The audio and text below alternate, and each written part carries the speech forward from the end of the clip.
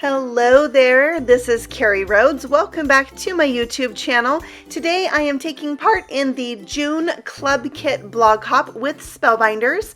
I am featuring a fun die set, the large die set of the month, called Geometrical Floral Frames. It has these two cool frames and lots of floral dies to make some really cool floral arrangements around the frames. So I'm going to start first by making a background. I have the large polka dot wall stencil that I am taping to a panel that measures 8 3/4 by 4. This is going to create the front of a Slimline card. I have some twisted Citron Distress Oxide ink that I'm applying to the top half of this card panel and just rubbing that over the stencil so that it is going to be darker at the top and then fade out towards the middle. And then I'll bring in my Peacock Feathers Distress Oxide ink and do the same thing but from the bottom. So the bottom half is going to be darker and then it fades out towards the middle where the two colors will then start to blend together. You do need to go back and forth between the colors through the middle in order to really get that blend and soften those colors out.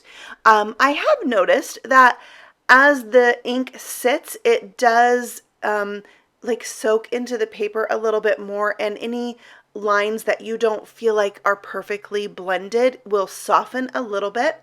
So don't stress out about it too much. And also I like to spritz my Distress Oxide blended backgrounds with water every time. I love splatter, and so that helps with the blending as well. So here you'll see the ink blending and the splattering. So yummy. So that's my background for today's card. I'm taking the largest of the two frames from this die set and cutting an opening into this card to create a shaker. So I just figured out where I wanted that. I about used the tape I used for my stencil, but it had a little ink on it, so I quickly removed it and got some fresh tape and taped that where I wanted that window to be. And now I have this extra piece that I will save for later, and also the teeny tiniest thin frame. I'm not going to use that one. I'm going to die cut a second one from silver mirror paper, and that will be the frame. Just that really pretty added detail is going to make such a difference on this card. I'm covering the back of this with a window sheet. Now you wouldn't have to cover the whole panel, but I felt like it just gave it a little bit of sturdiness that this large panel would need. And then I'm using my squeeze and roll two-way glue pen to dot on some glue to the back of that silver frame, and then I can inlay it right like that, and this will adhere to the window sheet. So I'm going to give that a sec to dry while I add some foam tape to the back, creating a reservoir for my shaker elements. I'm going to be using some silver sequins. I'll fill up that reservoir, and then this sequin container is about empty, so in the bottom there's like these teeny tiny pieces that come out of the center of the sequin, so I just grabbed some of those and put them in there too because they're really cool. So I'm putting the back on, which is another window sheet. I find this to be such a cool way to make a shaker without trying to worry about lining something up. It just traps them in there for you. I learned it from my friend Cassie Trask. Thank you, Cassie. And now I do it every time. Every time. I feel like, how did I not think of this sooner in my life? I don't know. So I'm going to set that aside, and now I have my card base, which is 9 inches by 8.5 inches and scored at 4 1/4. This seems to be what is fitting the envelopes that I purchased that are business size envelopes. So just make sure that your Slimline card measurements fit an envelope that you have, and you'll be good to go, because this is not one of those standard sized cards. So I am adding some ink blending to this, just as I did with the stencil, and trying to keep it within the area of that opening. I don't want it to extend to the edge of the cards, or to the edge of the card. I want to have a white frame there that will show around my shaker panel.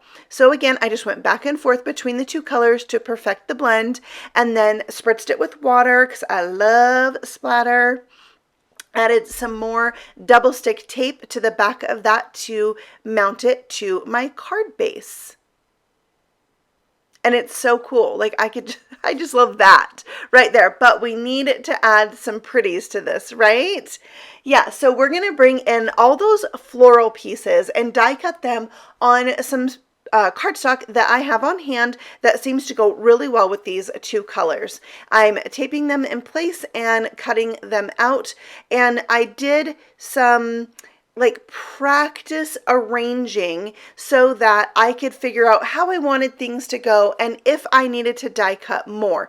The only ones that I die cut more of were the white pieces, the little buds and the flowers. I ended up running through the die cut machine more than one time. Once I figured out how I wanted it to go, then I'm going to glue everything in place. So I'm using a mixture of my regular liquid glue from Tombow, and then for the smaller pieces, I'm bringing back in that two-way squeeze and roll pen. It has almost like a ballpoint pen tip, so you can really get into those teeny tiny areas and just put a dot of glue. It's really, really helpful. So here I am using my tweezers as another tool to help me place these, and I'm just gluing them all around the left side of this frame, and I will use a heavy block to help them set while I put glue on the next one. And so that's another very helpful tool. And as I am making this, my desk is now getting really like cluttered with all the things. And so I wanted to take a moment to clean up, and I realized, look at all these tools and glue. Like, what would we do without all these tools to help us? Aren't our tools like really our best craft products? I would love to know, what is your favorite tool, the thing that helps you the most? Leave a comment below and let me know. What is your favorite crafting tool? All right, so I'm now adding those little white buds to the end of these die cuts that have the little dot on the end. So you just put a dot of glue and then stick down your bud. I added it to all of them, and now I'm adding the flowers, and I use the flowers to kind of cover up where the stems like don't look great. You know what I mean? That's where you stick a flower. So I put 5 flowers in the center, and then I have 2 kind of off to the side.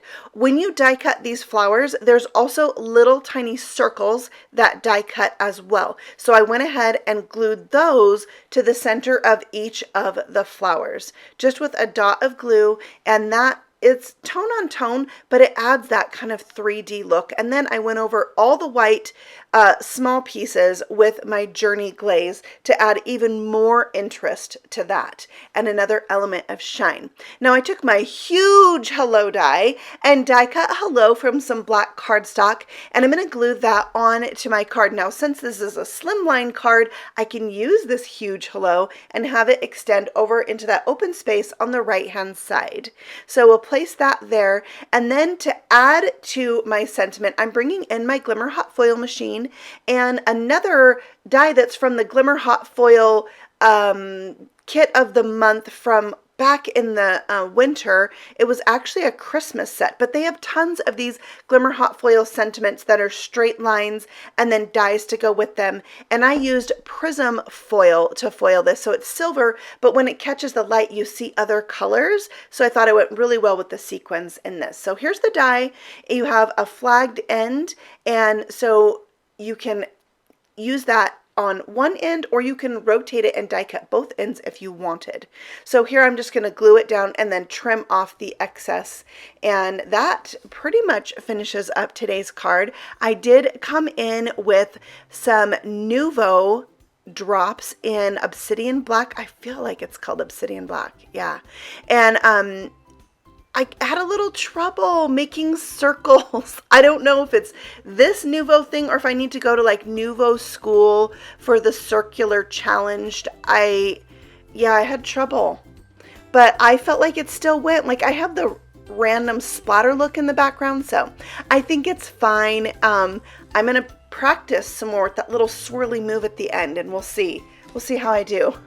So more tools to clean up my card, and I added something to the inside, that extra piece that I die cut to make the shaker, and then I added a black frame around it and cut off the excess and added a cute little sentiment on the inside. That's from the Inside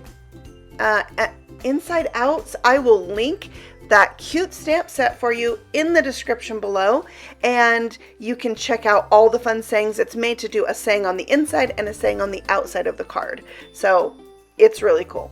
All right, so that is my card for today. Make sure you click over to my blog, which is linked for you below, and follow along on this hop. You have chances to win a $50 gift certificate or a $25 gift certificate to the Spellbinders shop just by commenting on the blog posts. So make sure you leave a comment below on the video telling me your favorite tool and a comment on the blog so that you can have a shopping spree.